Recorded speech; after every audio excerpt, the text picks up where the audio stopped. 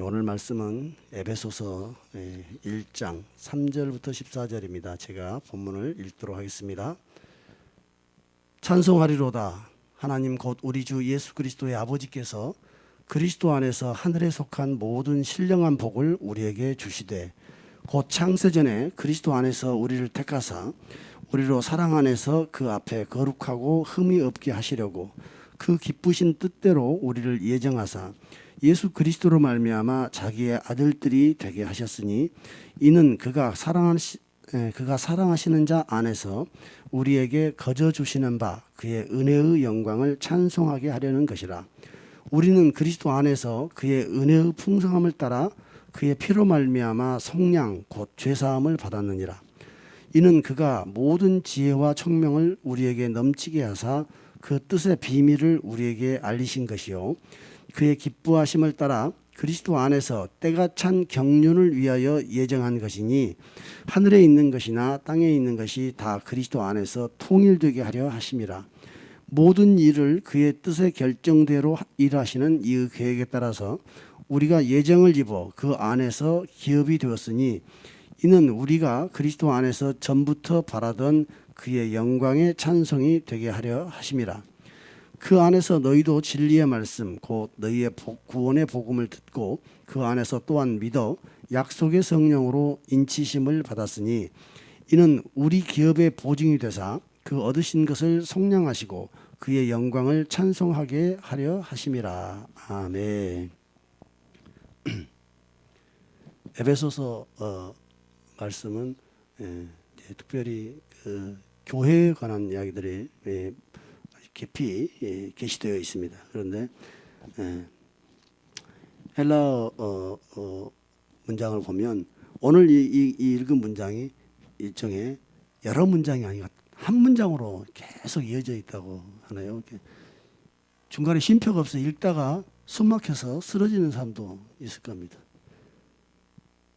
그런 헬라어들을 이렇게 영어로 번역하고 또 독일어로 번역하고 그걸 참조해서 예전에는 우리 성경을 만들었는데 이제는 이제 헬라어나 이런 성경 원어로 이제 다시 또 번역을 해서 많이 성경 번역이 개선됐다고 하지만 성경의 번역이라는 것은 항상 부족함들이 좀 있는 것 같습니다. 근데 그래도 우리 성경이 귀한 번역을 잘 해놓은 성경들인데 말을 보면은 정말 어려워요. 우리가 그래서 요즘에는 이제 표준 세번역이라든가 또 뭐 쉬운 성경 이런 성경을 통해서 쉬운 말로 이해를 하려고 또 하는 분들도 많이 있습니다.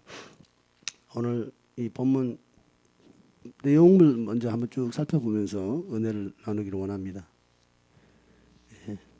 3절에서부터 보면 하나님께서 곧 우리의 하나님이고 우리 주 예수 그리스도의 아버지이신 하나님이 그리스도 안에서 우리에게 복을 주셨다고 합니다.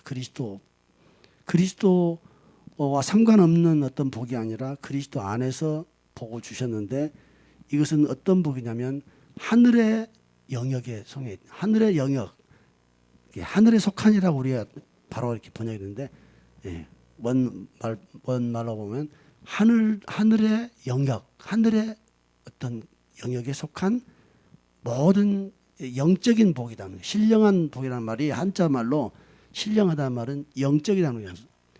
영적인 복을 우리에게 주셨는데 어떤 복이냐면 창세 전에 천지를 짓기 전에 이미 그리스도 안에서 하나님이 택하고 예정한 게 있다는 겁니다.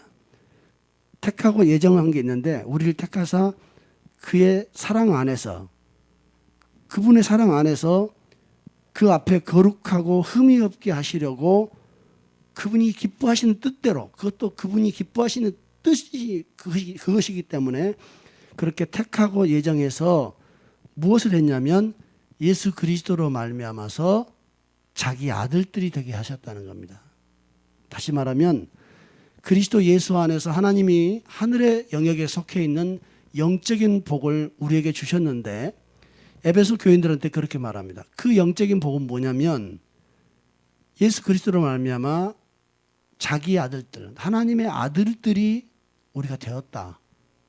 우리로 하여금 하나님의 아들들이 되게 한 이것이 하늘에 속한 신령한 복이다. 이것은 창세 전부터 계획이 된 것이고 창세 전부터 예정이 된 것이었다. 아담이 어느 날 선악을 알게 하는 나무를 먹고 죄를 보면서 그 죄를 용서하기 위해서 예수 그리스도께서 오셔서 그렇게 하셔서 너희의 죄를 용서하게 되고 너희가 그리스도의 은혜로 말미암아 하나님의 아들이 되었다. 이렇게 말씀하지 않고 아담이 선악을 아는 나무의 열매를 먹기 전부터 심지어 천지를 짓기 전부터 이미 계획된 것이 있는데 그것은 뭐냐면 너희를 택해서 하나님의 아들들을 삼으라고 했다. 너희를 택하기 위해서 너희를 낳을 부모가 필요하니까 아담과 하와를 지었다. 이렇게 말씀하신 오히려 그런 말씀도 이 속에 들어있는 것 같습니다. 우리가 하늘에 속한 신령한 복을 이미 받은 자인데 다른 어떤 복을 구하는 것이 아니고 하나님의 아들이 되었다는 하나님의 아들들이 되었다는 이 사실, 특별히 이 하나님의 아들들은 이미 교회라고 주님이 말씀하십니다. 그런데 6절에 보면 오늘 하늘에 속한 신령한 복을 다시 한번 좀 문장을 섞여져 있는 문장을 정리하자면 목적은 뭐냐면 하나님의 목적은 뭐냐면 우리 인간으로 태어난 우리들 중에 하나님이 택한 어떤 우리들을 하나님 앞에 거룩하고 흠이 없게 하려고 하는 목적이 있었습니다. 그런데 그걸 위해서 하나님은 무엇을 하셨냐면 그리스도 안에서 택하고 예정했다는 겁니다. 그리고 그리스도 안에서 택하고 예정해서 무엇을 하셨냐면 우리를 아들 삼았다는 겁니다. 당신의 아들로 되게 했다는 겁니다. 우리가 아들이 되게 한 이유는 뭐냐면 목적은 뭐냐면 앞서 말한 대로 그분 앞에 거룩하고 흠이 없는 자를 세우기 위해서 우리를 아들 삼았다는 겁니다. 이것을 하게 된 동력은 뭐냐면 그의 사랑. 우리로 그의 사랑 안에서 거룩하고 그 앞에 거룩하고 흠이 없게 하시려고. 이 모든 일을 하게 된 원인과 이유와 힘은 출발점은 어디냐면 그분의 사랑. 이렇게 지금 말하고 있는 거예요. 사랑을 가지고 한 행위가 뭐냐면 우리 피조물인 인간들을 하나님이 계획하셨어요. 그래서 그들을 당신 앞에 거룩하고 흠이 없게 세우려고 하셨다는 거예요. 그분의 사랑으로. 그런데 그 일을 위해서 창세 전에 그리스도 안에서 우리를 정했습니다. 그리스도 안에서 우리를 택했습니다. 피조물이 하나님의 아들이 된다는 사실 자체가 피조물은 피조물인데 하나님이 지은 피조물일 뿐인데 하나님의 아들이 되기 위해서 이미 그리스도 안에서 피조물을 아들이 되게 하는, 입양하게 하는, 양자되게 하는 이 과정에 그리스도를 통해서 하셨답니다. 우리 주 예수 그리스도가 죽으시고 부활하신 그 일들은 아담이 하와가 선악을 아는 나무 열매를 어느 날 갑자기 말을 안 듣고 먹어버렸기 때문에 죽으시고 부활하신 것이 아니고 그분이 죽으시고 부활하신 것은 이미 창세 전부터 계획된 거랍니다. 그분이 죽으시고 부활하심 안에서 우리는 피조물로 죽고 하나님의 아들로 일어나게 하기 위해 있어. 그래서 저는 아담과 하와가 선악을 아는 나무 열매를 먹었던 그것을 기존의 성경 해석과 전혀 다른 해석으로 한번 설교를 한 적이 있습니다. 선악을 알게 하는 그 나무는 하나님 앞에 불순종하고 하나님의 언약을 깨는 행위였지만 그 하나님은 그 아담과 하와의 그 악함과 죄를 통해서 오히려 선을 이루시는 하나님이십니다. 아담과 하와가 선악을 알게 하는 나무를 먹었다고 할 때 선악의 기준을, 양심의 기준을 알게 하는 나무 열매를 먹은 것이 아니라 그분은 사망과 생명을 아는 나무 열매를 먹게 되었다는 거예요. 사망과 생명을 먹은 아담과 하와는 영원히 사망 앞에 죽을 수밖에 없지만 우리 주님이 이미 사망의 주인이시요 생명의 주인이신 우리 주님은 죽으시고도 부활하실 수 있는 분이지만 누구도 죽음을 이길 자가 없습니다. 누구도 독약을 먹고 일어날 자가 없습니다. 그러나 우리 주님은 사망과 생명의 주님이십니다. 요한계시록의 1장에서 그분은 이미 사망과 음부의 열쇠를 가지신 분이라고. 한때 죽었다가 다시 사신 그분. 아담과 하와가 우리 주님처럼 사망과 생명을 알게 되는 자가 되어버렸습니다. 우리 주님은 사망을 당하셔도 사망이 삼킬 수 없는 주님이시지만 아담과 하와 우리 인생들은 사망과 생명을 알았다는 것은 이미 죽음을 말하는 겁니다. 그러니 예수 그리스도 안에서 우리를 택한 것은 아담이 선악을 아는 나무의 열매를 먹든 안 먹든 우리 주님은 우리를 자기 아들들로 삼을 능력이 있으신 분입니다. 이렇게 해서 하나님께서 신령한 복을 우리에게 주셨다는 겁니다. 이 에베소 교인들에게 그렇게 말하는 겁니다. 그러면서 이는 그가 사랑하시는 자 안에서, 그가 사랑하시는 자라는 겁니다. 예수 그리스도 하나님의 아들, 그분은 아버지의 사랑하시는 자라는 겁니다. 그래서 시편 2편에도 마찬가지고 또 요한복음 마태복음 3장에도 보면 하나님께서 하늘로부터 요단강에서 침례 요한에게 침례를 받고 나오시는 예수 그리스도를 향해서 소리가 있어 말씀하시되 이는 내 사랑하는 아들이다, 내 기뻐하는 자다, 이렇게 주님 하나님께서 들리는 말씀하셨다. 요한복음 3장에도 아버지께서 아들을 사랑하사 만물을 다 그의 손에 주셨다라고 사도 요한은 하나님의 계시를 이렇게 전합니다. 하나님 아버지께서 아들을 사랑하셨다, 만물을 다 그의 손에 주셨다는 겁니다. 요한복음 10장에도 아버지께서 나를 사랑하시느니라 라고 주님이 말씀하셔요. 왜 사랑하냐 봤더니 내가 내 목숨을 버리기 때문이다. 내가 내 목숨을 버리기 때문에 이로 말미암아 아버지께서 나를 사랑하신다. 그런데 사실은 나는 내 목숨을 다시 얻기 위해서 버린다, 이렇게 말씀하십니다. 그래서 성경에 기록되기는 내가 내 목숨을 버리는 것은 그것을 내가 다시 얻기 위함이다. 이로 말미암아 아버지께서 나를 사랑하시느니라. 요한복음 3장 35절에 아버지께서 아들을 사랑하사 만물을 다 그의 손에 주셨으니 라고 보면 아버지의 무조건적인 사랑을 생각할 수 있습니다. 그러나 요한복음 10장에서 말씀하신 사랑은 아버지를 향한 아들의 사랑과 순종이 아버지의 사랑을 오히려 받게 되는 이유가 지금 설명되어 있습니다. 성경에도 나를 사랑하는 자는 내 말을 지키리라 하고 주님이 말씀하십니다. 나를 사랑하는 자는 내 말을 지키리라. 그러면 나와 내 아버지도 그를 사랑하리라, 이렇게 말씀하십니다. 우리는 그리스도 안에서 그 사랑하시는 자, 그리스도 안에서 하나님 아버지가 정말 사랑하시는 그 그리스도 안에서 우리에게 거저 주시는 바 그 은혜의 영광을 찬송하게 하려는 것이다, 이렇게 돼 있어요. 6절에. 왜 무슨 말이냐면 하늘의 신령한 복을 우리에게 줬다는 거예요. 그 신령한 복은 어떤 복이냐면 창세전에 예정돼서 너희들을 하나님의 아들들로 되게 한 것이다. 이렇게 한 이유는 뭐냐면 아버지가 사랑하시는 자, 그 그리스도 안에서 거저 주시는 그 은혜는 거저 주시는 겁니다. 은혜는 거저 주시는 것이 은혜입니다. 거저 주시는 바 그 은혜의 영광, 거저 주시는 그 은혜가 영광이 있다는 거예요. 얼마나 그 은혜가 아름다운지 영광이 있다는 겁니다. 영광은 빛입니다.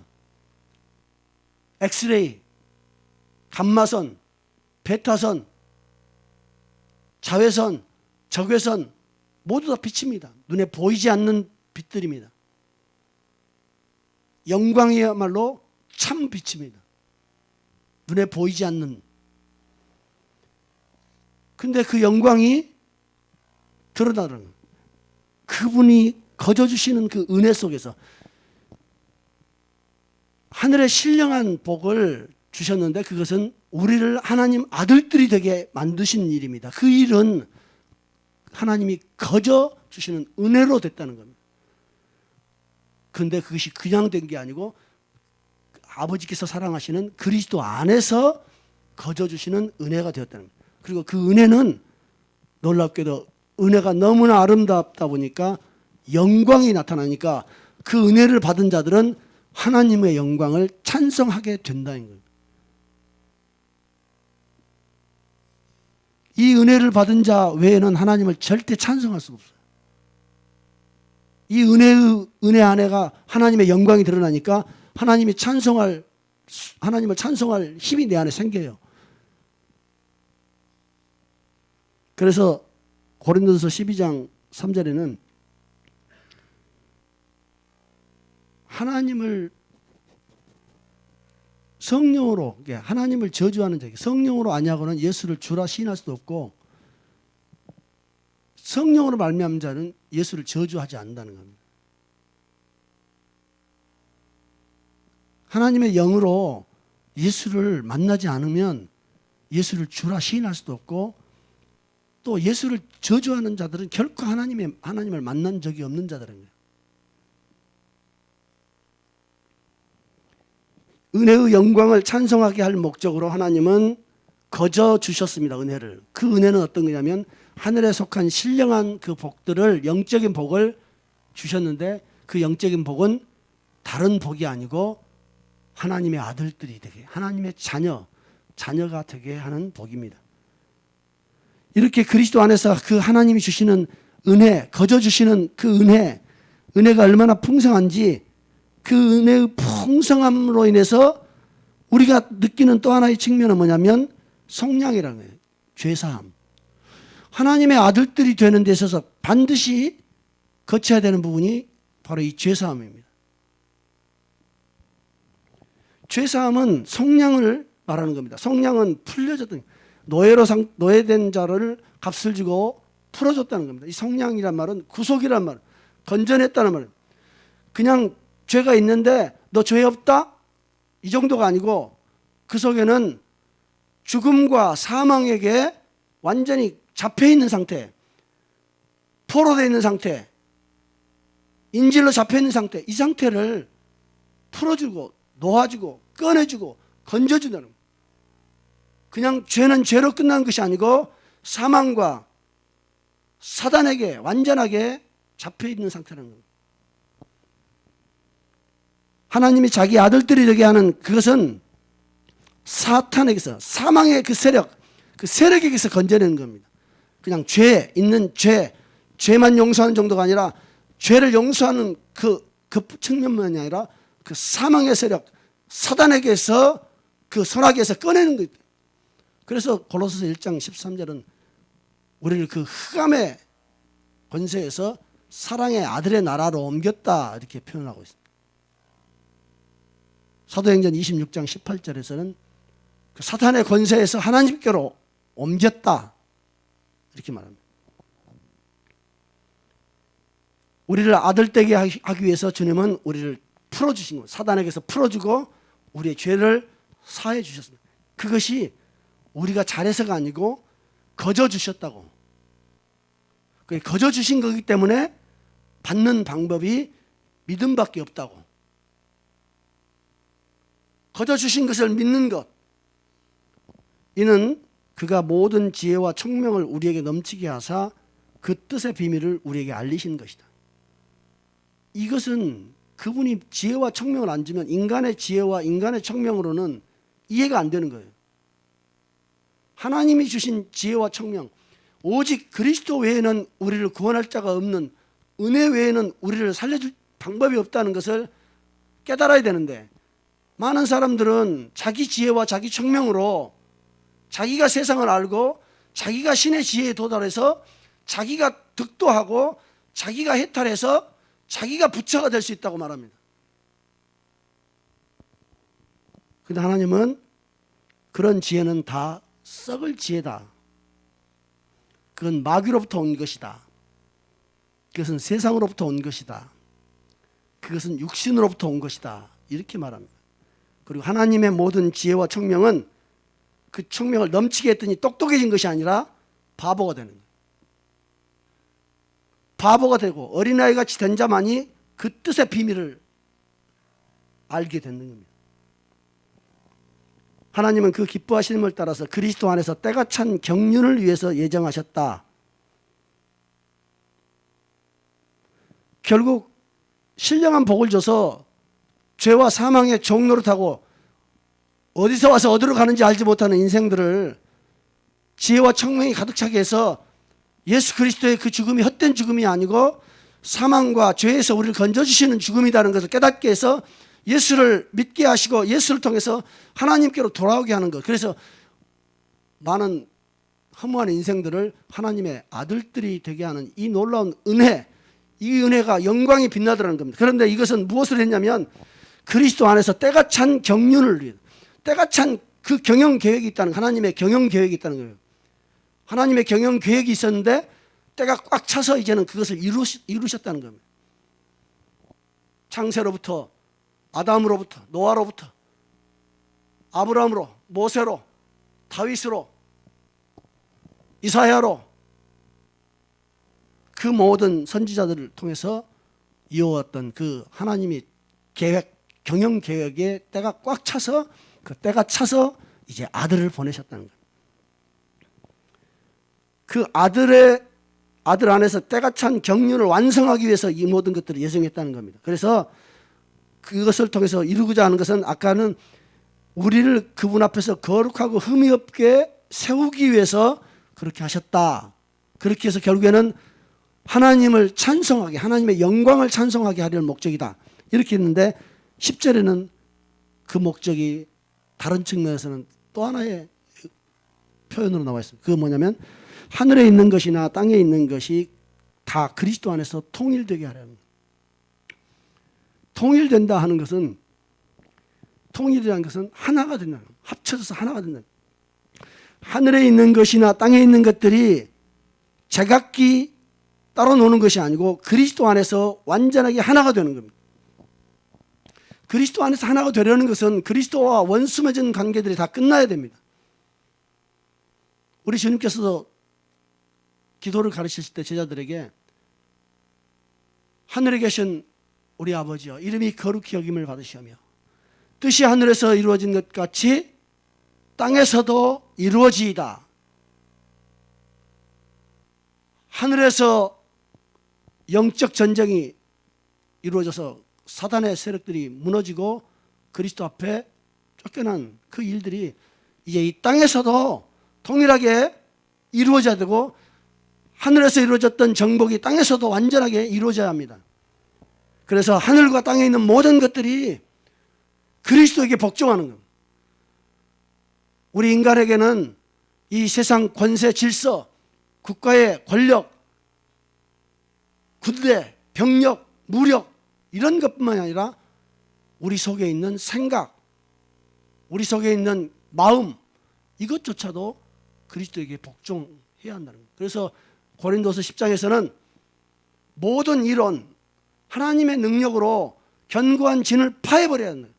모든 이론을 파해버리고 하나님 아는 것을 대적해서 지 마음대로 높아져 있는 것들, 지 마음대로 하나님을 알고자 하는 그것조차 부셔버리고 모든 생각과 모든 이론을 싹 끌어다가 그리스도 발 앞에 굴복시키는 그 복종이 완전히 돼야만이 심판에서 벗어난다.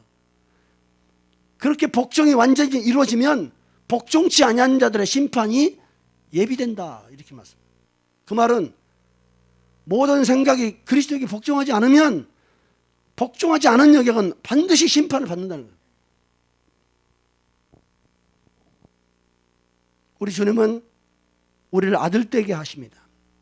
우리를 아들되게 하려는 것은 뭐냐면 하나님 앞에 우리가 거룩하고 흠이 없게 서려는 겁니다. 하나님 앞에 흠이 없고 거룩하게 선다는 것은 모든 것이 그리스도 안에서 통일되는 그때, 모든 것이 그리스도의 발 앞에 무릎 꿇을 그때, 모든 것이 그리스도에게 복종하고 우리의 생각과 마음조차 복종하고 그래야 할 그때에 우리가 진정으로 그분에게 복종하는 자로 서 있기 위해서, 복종하지 않는 자를 두려워하지 마세요. 복종하지 않는 자에게는 심판이 그만큼 예비되어 있습니다. 우리 주님에게 복종하지 않는 것, 내가 그리스도에게 복종하지 않고 있다면 나의 어떤 영역, 나의 어떤 지식의 영역, 나의 어떤 마음의 영역, 성격의 영역, 성품의 영역, 어떤 태도, 어떤 행위, 그 모든 영역 가운데 우리는 허물이 있습니다. 그것은 사실은 복종하지 않은 상태이기 때문입니다. 그 복종하지 않은 것은 성령님이 가르쳐 주십니다. 성령님 우리를 계속 책망하는 거 있지 않습니까? 말해놓고 나면 돌아서면 그것이 떠나지 않고 나를 책망하지 않습니까? 그런 것들이 복종하지 않은 영역들이 성령님이 계속 우리를 가르쳐 주십니다. 왜냐하면 우리를 심판에 이르지 않게 하기 위해서. 심판을 받는다. 그러니 그걸 복종시켜라. 이렇게 우리 계속 성령님 가르쳐 주세요. 다 알지 않습니까? 남은 몰라도 남도 알더라고요. 자기도 알아요. 이 부분을 복종시키는 자가 날마다 주님 앞에서 더 깊어지고 더 들어가는 것입니다.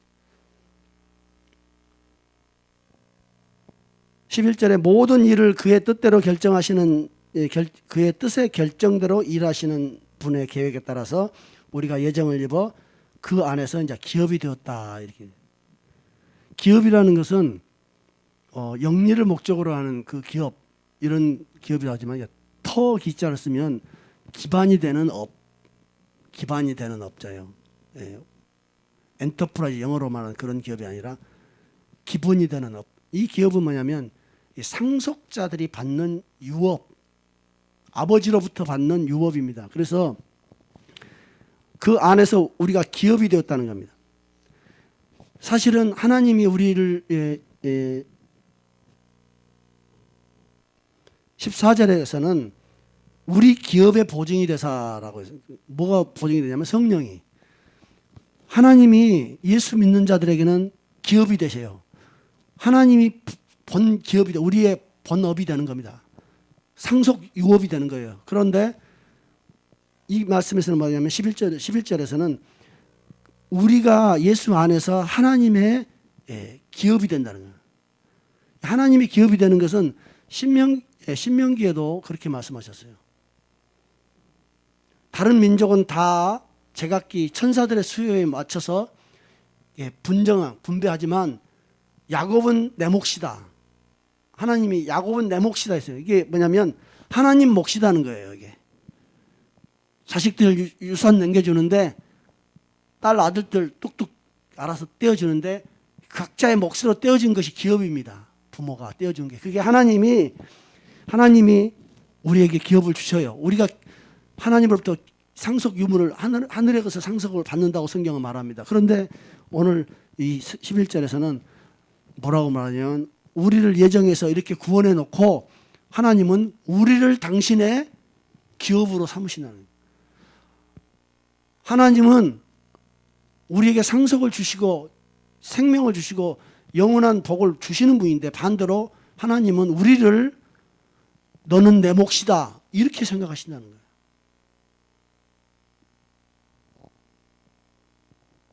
그리스도 안에 있을 때. 그래서 12절에 우리가 그리스도 안에서 전부터 바라던 그의 영광이 찬송이 돼요. 저 앞절에는 6절에는 뭐냐면 그분의 영광을, 은혜가 얼마나 영광스러운지 그 은혜를 찬송하게 하려고 하나님이 우리를 은혜를 주시고 우리를 신령한 복을 줘서 아들이 되게 하셨다는 거예요. 근데 12절에서는 뭐냐면 너희가 그냥 찬송이다. 너희가 찬송하는 자가 아니라 너희 자체가 그냥 하나님의 영광을 찬송하는 것이 되는 거예요. 너희 입으로 하나님을 찬송에 올린 것이 아니고 하나님의 찬송이 너희다. 너희를 보니 하나님을 찬송하는 그 자체다는 거예요. 놀라운 일은 뭐냐면 우리를 죄사하시고 우리를 용서하시고 거름더미에서 우리를 건지신 그분이 우리에게 영광이 되시는데 반대로 주님은 우리를 영광으로 삼으신다. 은혜가 그런 겁니다. 은혜가 왜 영광이냐면 은혜는 주어놓고 고맙다고 하는 거예요. 주어놓고 받아줘서 고맙다는 거예요. 얼마나 은혜가 은혜냐면 주고 나서 내가 줬다가 아니라 받아줘서 고맙다. 나를 사랑해줘서 고맙다. 나를 믿어줘서 고맙다. 주님은 우리를 위해서 피 흘리시고 우리의 더러운 허물을 눈 감아주시기 위해서 모욕을 당하셔놓고도 믿어줘서 고맙다. 은혜가 얼마나 은혜가 영광이 되는지. 그래서 그 은혜 받은 우리는, 그 은혜 받은 이 죄인은 천사들이 봤을 때 이야, 이렇게 아름다울 수가 있나? 그분의 영광이 이렇게 아름다울 수 있나? 그분의 사랑은 도대체 무엇인가? 그렇게 찬송이 된다는 거예요. 그러니 우리는 하나님 아버지 앞에 와서 그분을 찬송할 뿐만 아니라 가만히 있어도 찬송가가 돌아다니는 거예요. 우리 자신이 우리 자신을 보는 자마다 하나님을 찬송할 수밖에 없어요. 왜? 우리가 아름다워서가 아니라 하나님이 우리를 그렇게 베푸신 은혜가 너무 아름다우니까. 그분이 그 이야기를 하고 있는 거예요. 13절에서는 그 안에서 너희도 진리의 말씀, 진리의 말씀이다. 참 말씀. 다른 말은 다 지나간 말이고 별 의미 없는 말이에요. 그러나 너희를 이렇게 사랑해서 너희를 위해서 자기의 모든 걸 내어주셨고 너희를 아들 삼으신 그 아들의 사랑, 그 아버지의 사랑, 이에 대한 이야기, 이 소식, 이것은 구원의 소식인데 이 소식이야말로 진리다. 그리고 그것을 너희들은 믿었고 믿은 너희에게 성령으로 도장을 찍었다. 성령으로 도장을 찍어서 절대 누가 너희를 못 만지게, 그 뚜껑 열면 다 태나게 딱 도장 찍어서 인을 쳤다는 거예요. 지금 이는 인주 빨간 도장으로 찍어가지고 문서도 앞뒤로 간인을 찍어서 못 고치게 도장을 찍습니다. 그런데 옛날 이는 촛농을 이렇게 뚝뚝 떨어뜨려 가지고 촛농이 흥건하게 굳으면 거기 반쯤 굳었을 때 도장을 꾹 찍어 놓으니 이건 한번 만지면 이제 촛농이 깨지니까 누구든지 그 인을 만졌다는 것이 태가 나지 않습니까? 그렇게 해서 인을 치는 겁니다. 그 인 친다는 것은 내 것이다 라는 뜻이 있고 또 누구든지 함부로 이것을 만져서 열 수 없다 그런 뜻입니다. 이렇게 인을 치고 성령으로 인을 쳤다는, 그러니 성령을 다 받아야 합니다. 성령을 받은지 안 받은지를 몰라. 그러면 인을 쳤는지 안 쳤는지 계속 헷갈려요. 그러니 내가 성령을 받은 자라면 성령이 나를 감동하시고 성령이 내 안에서 하시는 그 확신을 가지게 됩니다. 그래서 성령을 받고 성령이 받은 증거들은 예수 믿으면 다 성령 받은 거라고 가르치는 교회와 교단도 있습니다만은 성경은 성령이 임할 때 여러 가지 몇 가지 표적들이 나오는데 그 중에 하나가 방언을 말하는 것과 예언을 하며 하나님을 찬송하더라. 이게 사도행전 2장에도 보면 성령이 임하는 것을 무슨 말씀이냐면 너희 눈으로 보고 본 것, 너희 눈으로 보고 들은 이것 이렇게 말합니다. 그래서 성령이 임하는 것은 눈으로 보고 들을 수 있는 것으로 마음으로만 아는 거 이런 거 아닙니다. 성경에서 말하는 것은 성령이 임하는 사건은 너희 눈으로 보고 들은 이것 이렇게 말씀하셔요. 그러니 눈으로 확인할 수 있고 귀로 확인할 수 있는 것이 성령이 오신 상태, 성령이 오시는 것 그렇습니다.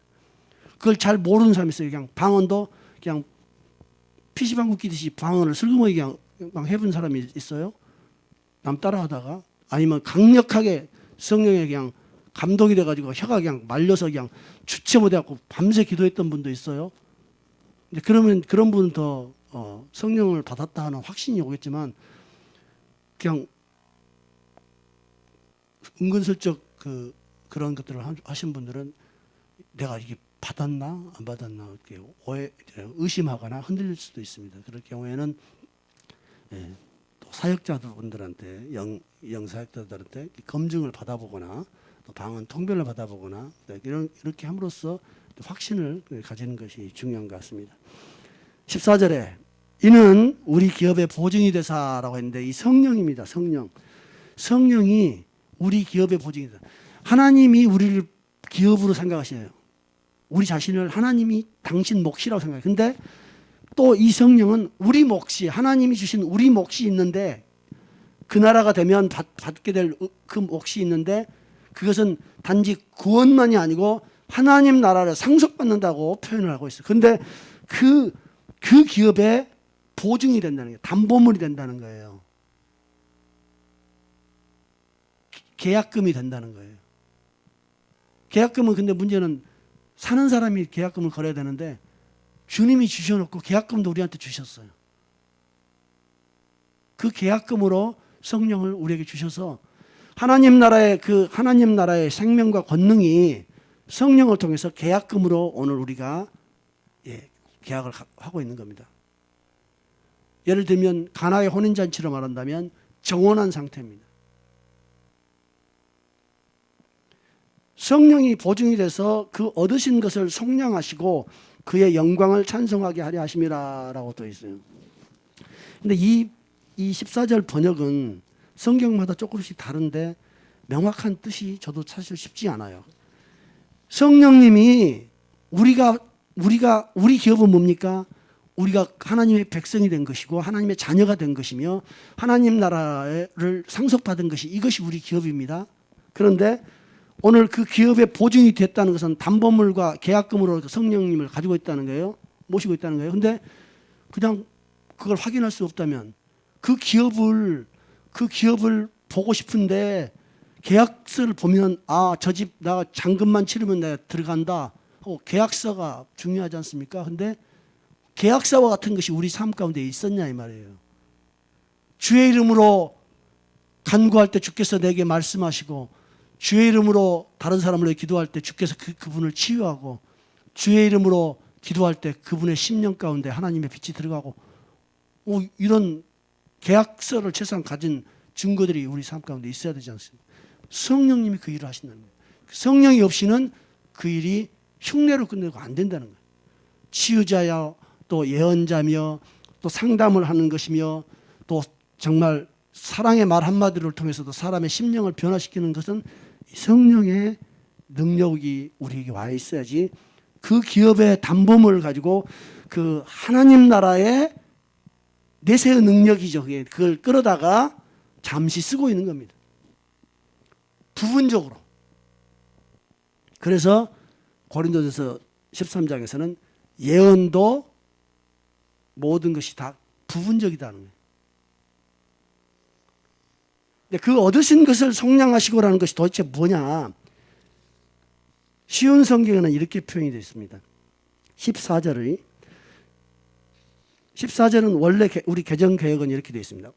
이는 성령으로 인치신 것, 이는 우리 기업의 보증이 되사, 우리가 얻은 우리 몫으로 받은 것에 대한 보증이 되사 그 얻으신 것을 속량하시고 그의 영광을 찬송하게 하려 하심이라, 이렇게 되어 있어요. 도대체 그 얻으신 것이라는 것은 느낌이 얻으신이라고 번역해놨으니 내가 얻으신 건 아닌 것 같아요. 그죠? 내가 얻은 것을 속량하시고 그런 것도 아니고 당신께서, 그분께서 얻으신 것이라는 느낌이 좀 들어요. 그분이 얻으신 것을 속량했다. 속량은 이미 했는데 그 피로 말미암아 죄사함을 받는 것이 그 속량이라고 건지는 거고 자유케 해준 거라고 했는데, 여기서 또 왜 또 속량을 또 할까? 이런 생각도 들고. 그런데 쉬운 성경은 이렇게 번역을 했어요. 성령이 우리와 함께 하실 때 우리는 하나님께서 약속하신 모든 것을 받을 것입니다. 성령은 하나님께 구속함을 받은 모든 자들에게 큰 자유를 주셔서 이렇게 표현을 해놨어요. 구속함을 받은 모든 자들에게 큰 자유를 주셔서, 여기서는 얻으신 것을 아마 여기서는 구속함을 받은 이것으로 생각했나 봐요. 그리고 속량하시고를 큰 자유를 주셔서 이렇게 번역을 해놨어요. 표준 새 번역은 이 성령은 우리 상속의 담보여서 우리로 하여금 구속을 받아 하나님의 영광을 찬미하게 합니다. 이렇게 해놨어요. 그러면 우리로 하여금 구속을 받아라는 말은 이 말이에요. 그 얻으신 것을 속량하시고, 맞죠?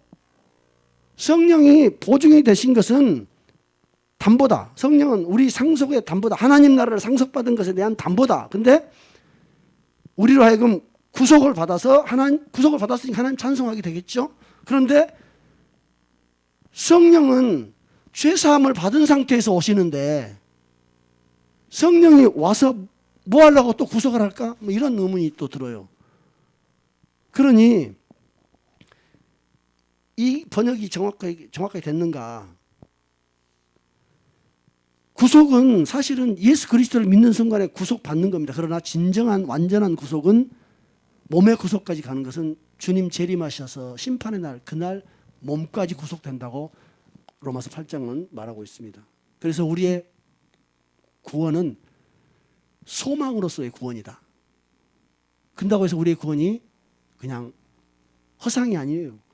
우리는 구원받은 겁니다. 그러나 완전한 몸까지 구원받는 그날은 마지막 그 심판의 날, 주님 오시는 날이라고 그렇게 말합니다. 그래서 우리의 구원은 우리가 바라는 거예요. 미래를 바라보고 소망으로 우리가 구원을 받았으니까 견뎌야 된다는 거예요. 중간에 포기해버리면 나가리 된다는 거예요. 그럼 배판도 없어요. 이것은. 중간에. 그런데 킹제임스 번역 성경을 킹제임스를 한국말로 번역해 놓은 성경은 이렇게 되어 있습니다. 이 영께서는 값주고 사신 그 소유물이 구속을 받기까지 우리의 상속 유업의 보증이 되사 그분의 영광을 찬양하게 하시느니라. 이렇게 또 됐어요. 좀 맥락이 조금 다릅니다. 왜냐하면 이 성령께서는 우리 상속 유업의 보증이 되셨다는 거예요. 근데 보증이 되어가지고 뭘 하겠다는 게 아니고 값주고 사신 그 소유물이 구속을 받기까지 이렇게 표현했어요. 그러면 피로 사신 우리 사도행전 20장에 말씀은 피로 사신 교회 또는 속량 곧 죄사함을 받았느니라 라고 했는데 뭘 값주고 사신 그 소유물이 구속을 왜 또 받기까지냐 이렇게 의문이 되지만 이 구속을 완전한 구속, 몸의 구속까지 받는 그날로 보면 지금 우리는 믿음으로 구원받고 속량받고 구속됐지만 마지막 날 우리 몸까지 구속되는 그 구속 받기까지 그렇다면 주님 그 마지막 날까지 보증으로 지키기 위해서 오셨다 하는 의미로 보여져요. 그러면 저는 이렇게 생각합니다. 우리 기업의 성령은 우리 기업의 보증이 되셨는데 그 얻으신 것이란 거 뭐냐면 정확하게 그 헬라어를 영어로 1:1로 번역해 놓은 거 보면 획득한 소유물을 건져내신다는 거예요. 성령님은 우리를 구원하셨어요. 우리를 획득했어요. 우리를 획득했는데 마지막 날까지 우리를 계속해서 건져내는 거예요. 계속해서 자유케 하는 거예요. 몸의 구속이 올 때 그날까지 한 번 구원하고 그 상태로 계속 장기 보존하는 것이 아니고 계속 건져내는 거예요. 계속 우리를 더 건져내요. 더 자유하게 모든 영역에서 더 자유하게 건져내는 것을 우리는 생각할 수 있어요. 그건 당연한 겁니다. 그래서 그것은 우리는 그리스도 안에서 우리가 점점 자라나는 것입니다. 성령이 이 일을 하는 겁니다. 성령께서는 우리가 구원받았다고 하는 담보물과 계약금으로서 우리에게 오셨지만 마지막 구속의 날, 완전한 구속의 날까지 우리를 계속해서 속량하는 거예요. 계속해서 자유하게 하시고 계속해서 건져내 주셔요. 그 영적인 성숙이, 영적인 성장이 이제 된 겁니다. 이 영적인 무지와 영적인 막연함에서 점점 더 하나님을 아는 것과 하나님의 능력을 더 많이 받는 것과 그 악한 영의 그 묶임에서 점점 더 자유하게 되는 겁니다. 어둠이 점점 더 우리에게서 쫓겨나가는 겁니다. 그것을 위해서 성령이 오셨다. 그냥 성령은 너 구원받았어 하고 뭐 계약금으로 도장을 딱 찍기 위해서 온 게 아니고 도장을 찍고 담보물이 되고 나서 계속 나는 잔금을 중도금을 치르기 위해서 그 계약서가 중요한 계약서도 없는데 중도금 드렸어요. 잔금 나 치료할게 할 수 이 계약서를 근거로 내가 중도금 이번에 넣는다. 나 또 2차 중도금 넣는다. 3차 중도금 넣는다. 막 잔금 내가 다 치렀습니다 하고 이 이 계약서가 성령이 오신 것이라면 이 계약서를 근거로 우리는 계속해서 그 집을 차지하기 위해서 값을 더 우리가 치르는 것처럼 우리를 주님께서 이 구원의 능력 안에서 우리 구원이 더 완전해지도록 계속 건져내시고 꺼내신다는 거예요. 우리 하나님의 아들들이 나는 분명히 하나님의 아들이라는 사실을 더 확신을, 이게 누가 교회에서 목사님이 누가 교리로가 아니라 내가 하나님의 아들이라는 사실을 내가 더 잘 알아가게 되는 겁니다. 내 삶 속에서 주님을 향한 갈망과 사랑이 더 커져가고 내가 손을 얹을 때 주께서 함께 하셔서 그 사람들을 변화시켜 주시고 위로해 주시고 치료해 주시고 살려주시고 하나님의 일을 나타내시고 그걸 보면서 나도 죄에서 벗어나게 되고 나도 어둠 가운데서 빠져나오고 저 사람이 어둠에서 묶여있다가 빠져나오는 동안에 나도 같이 내 속에 있는 어둠도 같이 나가면서 하나님을 더 알게 되고 그것이 오늘 말씀하신 대로 우리 주님이 성령님을 우리에게 주셔가지고 그분이 얻으신 우리를 계속해서 건져내시는 어둠에서 영적 무지에서 건져내시고 구속하시고 속량하셔서 그 구원의 그 풍성한 유업을 더 많이 이 땅에서 미리 당겨서 맛보게 하시는 겁니다. 교회가 그 일을 하기 위해서 부름을 받았습니다. 교회는 그 일을 하기 위해서 부름받았고 교회는 이 하나님의 날마다 더 자라고 풍성해진 생명을 막 누려야 됩니다. 지금 세상이 교회를 조롱하지만 세상이 교회를 전부 다 바짓가랑이를 붙잡고 쫓아오게 될 겁니다. 나도 너 좀 따라가자 하고 바짓가랑이를 잡고 사정할 때가 올 겁니다. 그것은 교회가 이 생명이 있어야 합니다. 교회가 우리 하나님이 우리를 아들 삼았다는 이 생명이 있어야 합니다. 우리가 비록 우리 안에 여전히 어둠과 악이 있지만 이걸 주님 앞에서 부끄러워하고 회개하고 주여 저를 도와주옵소서. 주의 생명의 그 풍성함이 내 속에서 나타나게 도와주옵소서. 이것을 위해서 우리는 기도하는 것이고 이것을 위해서 구하는 겁니다. 이렇게 구하면 나의 자녀들, 나의 후손들이 하나님을 경외하는 자요 하나님의 생명으로 살아가는 자가 될 겁니다. 이 땅에서 저들이 절대 저주받은 삶을 살지 않을 겁니다. 이 땅에서 저들이 절대 비참한 인생으로 망하지 않을 겁니다. 나는 너의 믿음을 보고 네 자식을 내가 축복하노라. 이런 말들 여러분들 너무 많이 듣고 계시지 않습니까? 너의 믿음을 보고 나는 너의 자식을 반드시 축복할 것이다. 그 자식들한테는 예언하면 너는 네 부모 때문에 내가 너를 사랑한다. 너를 축복할 것이다. 이렇게. 반드시 우리는 자식을 가르칠 것이 아니라 우리를 먼저 가르쳐서 주님 앞에서 이 구속이 이미 받은 구속이 계속 구속받게 더 획득한 것을 계속 건지시는 성령님의 그 도우심과 역사 속에서 하나님의 그 생명과 능력을 더 많이 누리고 더 많이 경험하며 더 많이 우리가 이 땅에 끌어내리면 주님 하시는 일을 우리가 주님을 찬송하는 거예요. 아무것도 없이 하나님 것 아무것도 증거 없이 주님을 찬송할 수가 없습니다. 하나님 것이 우리 속에 가득 내려와 있을 때 우리가 주님의 찬송이 될 뿐만 아니고 우리가 주님을 찬송할 수 있는 힘이 우리 안에 있는 것입니다. 네, 이 시간에 같이 잠시 기도하면서